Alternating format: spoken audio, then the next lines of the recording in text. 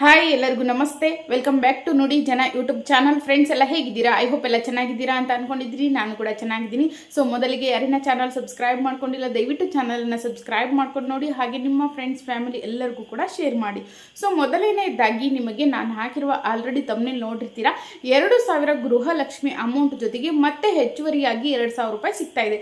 ಹಾಗಾದರೆ ಮತ್ತೆ ಯಾವುದು ಅದು 2,000 ರೂಪಾಯಿ ಯಾರಿಗೆಲ್ಲ ಬರುತ್ತೆ, ಮತ್ತು ಹೇಗೆಲ್ಲ ನೀವು ಡಾಕ್ಯುಮೆಂಟ್ಸನ್ನು ಸಬ್ಮಿಟ್ ಮಾಡಬೇಕು, ಹೇಗೆ ಅರ್ಜಿ ಸಲ್ಲಿಸಬೇಕು, ಯಾವ್ದು ಹೊಸ ಯೋಜನೆ ಅಂತ ಹೇಳ್ಬಿಟ್ಟು ಈ ಒಂದು ವಿಡಿಯೋದಲ್ಲಿ ತಿಳಿಸ್ಕೊಡ್ತೀನಿ. ಆಲ್ರೆಡಿ ಎಷ್ಟೋ ಜನರಿಗೆ ಗೊತ್ತಿರುತ್ತೆ, ಸೊ ಗೊತ್ತಿಲ್ಲದೆ ಇರೋರಿಗೆ ಇದು ಅರ್ಥ ಮಾಡ್ಕೊಳ್ಳಿ, ಓಕೆನಾ?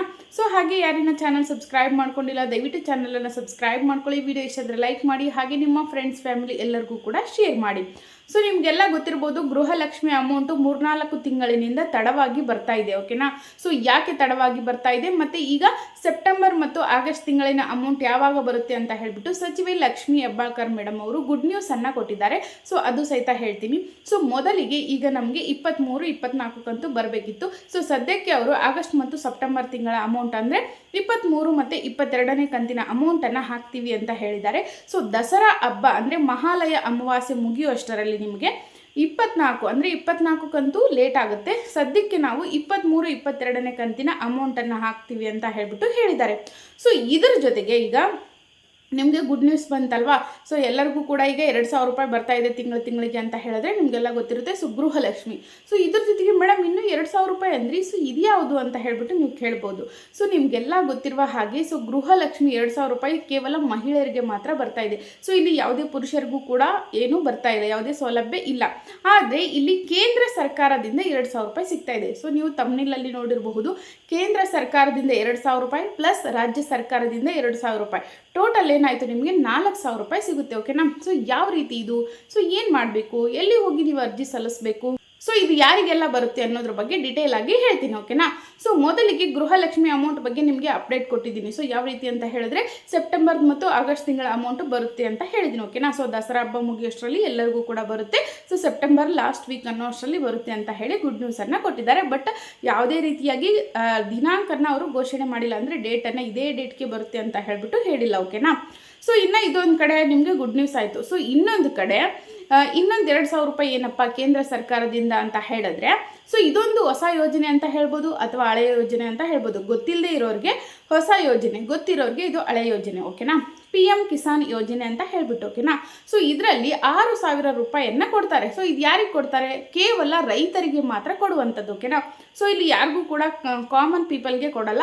ಸೊ ಇದು ಬಂದುಬಿಟ್ಟು ಕೇವಲ ರೈತರಿಗೆ ಕೊಡುವಂಥದ್ದು. ಸೊ ನೀವು ಮಹಿಳಾ ರೈತರಾಗಿರಿ, ಪುರುಷ ರೈತರಾಗಿರಿ, ಯಾರು ಬೇಕಾದರೂ ಕೊಡ್ಬೋದು, ಯಾರಿಗೆ ಬೇಕಾದರೂ ಬರ್ಬೋದು, ಓಕೆನಾ?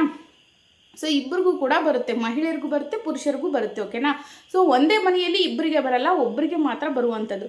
ನಿಮ್ಮ ಹೆಂಡತಿಗೆ ಗೃಹಲಕ್ಷ್ಮಿ ಬರ್ತಾ ಇದ್ದರೆ ನೀವೇನು ಮಾಡಿ, ಗಂಡನ ಹೆಸರಲ್ಲೇ ಈ ಒಂದು PM ಕಿಸಾನ್ ಯೋಜನೆಯ ಅಮೌಂಟನ್ನು ತೊಗೋಬೋದು, ಓಕೆನಾ?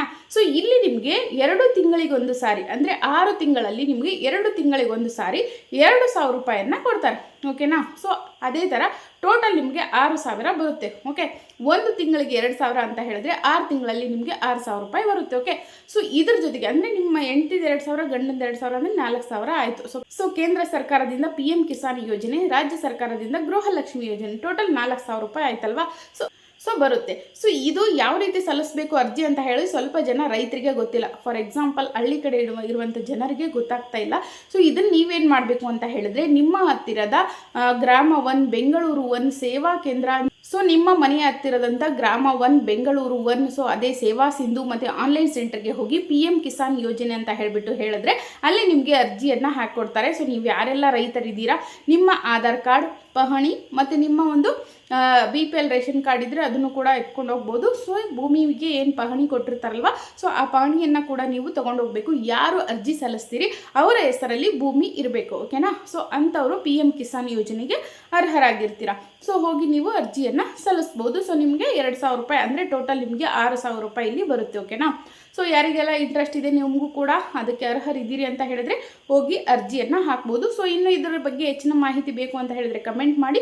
ಸೊ ಮುಂದಿನ ವಿಡಿಯೋದಲ್ಲಿ ತಿಳಿಸ್ಕೊಡ್ತೀನಿ. ಹಾಗೆ ಈ ವಿಡಿಯೋ ಇಷ್ಟ ಆಗಿದೆ ಅಂತ ಅಂದ್ಕೊಂಡಿದ್ದೀನಿ.